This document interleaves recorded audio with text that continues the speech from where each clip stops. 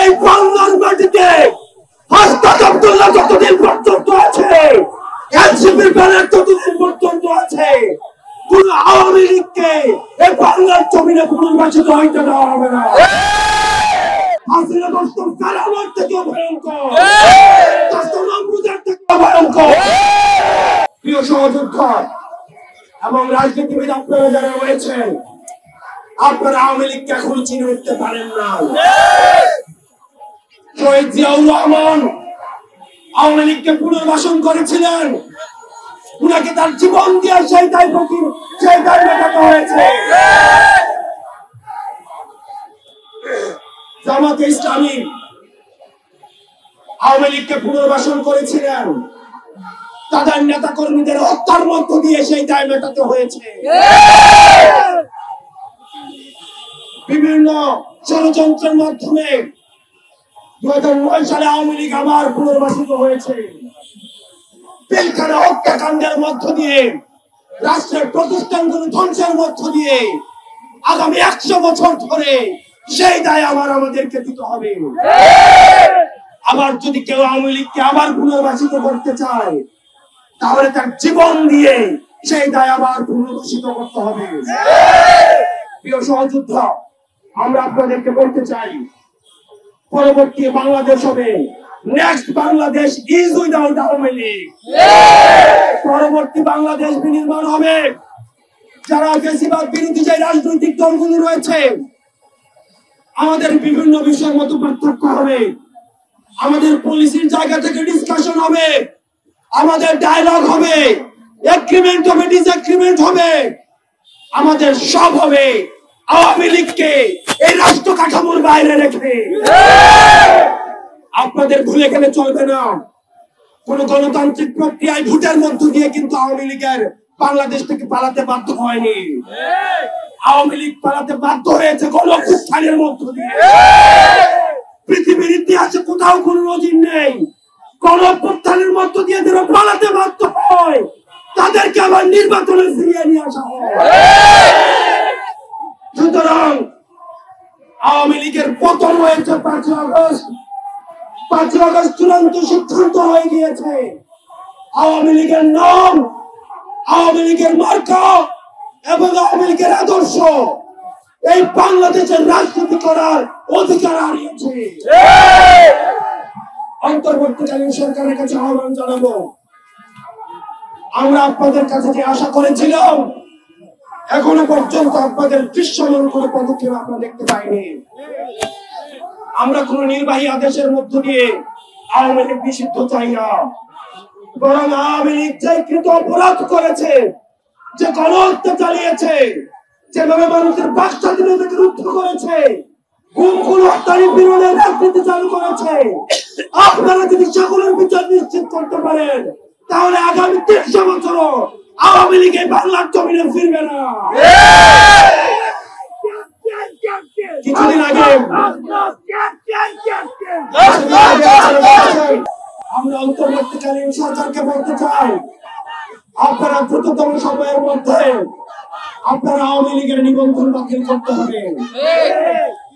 আওয়ামী লীগকে বিচার প্রক্রিয়ার মধ্য দিয়ে আওয়ামী লীগ বিষয়ে আপনাদেরকে সিদ্ধান্ত নিতে হবে। আওয়ামী লীগের বিচার প্রক্রিয়ার মধ্য দিয়ে আওয়ামী লীগকে নিষিদ্ধ করতে হবে। আমরা আবার বলতে চাই, আওয়ামী লীগ হচ্ছে ট্রান্সপ্লান্টেড, আওয়ামী লীগ হচ্ছে ইমপ্লান্টেড শক্তি, ইম্পোর্টেড শক্তি। আওয়ামী লীগ কোন রাজনৈতিক দল নয়, এটা হচ্ছে ভারতীয় আধিপত্যবাদের এক্সটেনশন। এটা আমাদের গতকাল আমাদের উপদেষ্টা মাসুদ আলম বলেছেন, এই যে একটা নাটাই হচ্ছে ভারতে আর ঘুরি ঘুরি হচ্ছে বাংলাদেশে। 5 আগস্ট হচ্ছে সেই ঘুরির সুতা আমরা কেটে দিয়েছি। বাংলাদেশের যারা রাজনীতির প্রভাবক, তাদের মাধ্যমে সম্মিলিতভাবে আজকে আওয়ামী লীগকে নির্বাচনে আনার গভীর ষড়যন্ত্র দেখা হয়েছে। আপনারা জানেন, গত 15 বছর ধরে এদেশের গণতন্ত্র মানবাধিকারের জন্য যে লড়াই করেছে দেশের মানুষেরা, সেই লড়াইতে আমরা দেখেছি দিল্লি, বেইজিং, ওয়াশিংটন,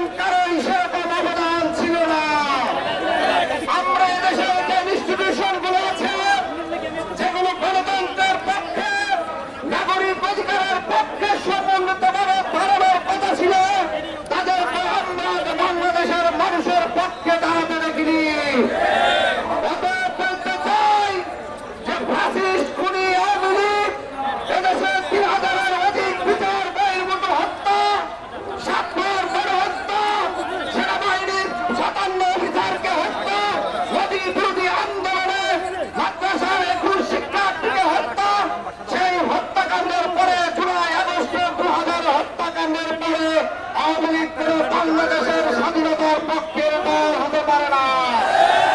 আপনারা জানেন স্বাধীনতার পর থেকেই বাংলাদেশের আওয়ামী লীগ বাংলাদেশের স্বাধীনতা জনগণের স্বার্থ ব্যতীত ওই প্রতিবেশী রাষ্ট্রের স্বার্থ দিকে বেশি নজর দিয়েছে।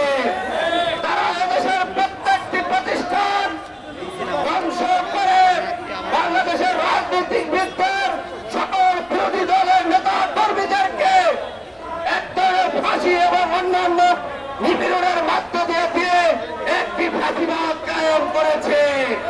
সেই ফাঁসিবাদ থেকে এদেশের আপামার ছাত্র জনতা কোন ধরনের পরাশক্তির মাথায় হাত ধুলানির সাহায্য কিন্তু মুক্ত হয় নাই। কারণ এদেশের ছাত্র জনতারা বর্ষব্যাপী ছাত্র আন্দোলনের তাকে সারা দিয়ে এই খুনি ফ্যাসিস্টকে পালাতে যেতে বাধ্য করেছে।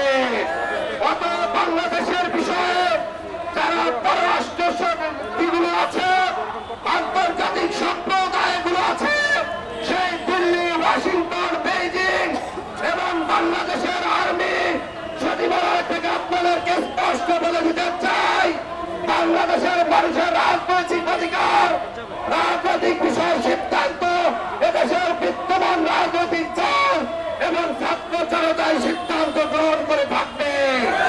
বাংলাদেশের রাজনীতির বিষয়ে আর কোন পরাশক্তির খেলোয়াড় হইতে চায় না। অতএব আগামী দিনের সকল রাজনৈতিক শক্তিগুলোকে একসাথে থেকে ছাত্র জনতা সম্মিলিতভাবে বাংলাদেশের গণতন্ত্র মানবাধিকার রক্ষা করবে।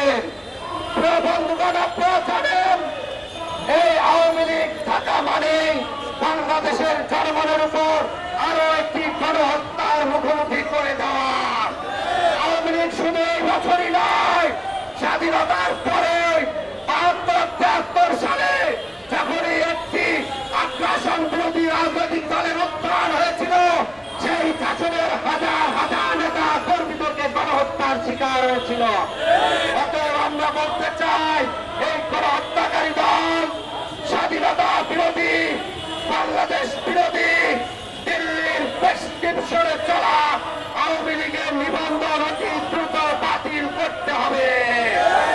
আওয়ামী লীগের সকল এমপি মন্ত্রীদেরকে বিচারের মুখোমুখি করতে হবে।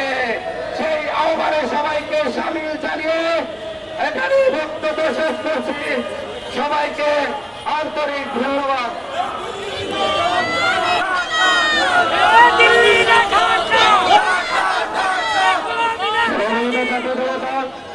ঢাকা মহানগর জাতীয় নাগরিক পার্টি ঢাকা মহানগর শাখা পত্রিকায়